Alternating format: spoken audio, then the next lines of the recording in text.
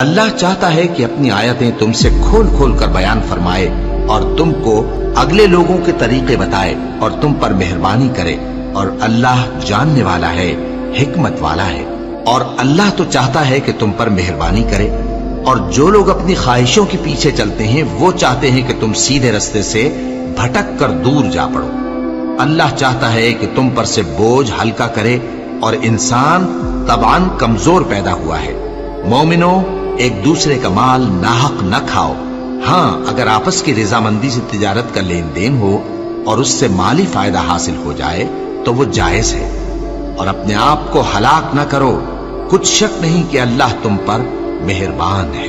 اور جو زیادتی کرتے ہوئے اور ظلم سے ایسا کرے گا تو ہم اس کو عنقریب جہنم میں داخل کریں گے، اور یہ اللہ کو آسان ہے۔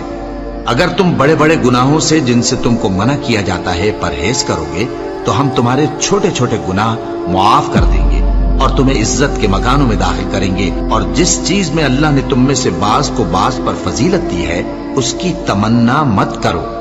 مردوں کو ان کاموں کا ثواب ہے جو انہوں نے کیے، اور عورتوں کو ان کاموں کا ثواب ہے جو انہوں نے کیے، اور اللہ سے اس کا فضل و کرم مانگتے رہو، کچھ شک نہیں کہ اللہ ہر چیز سے واقف ہے۔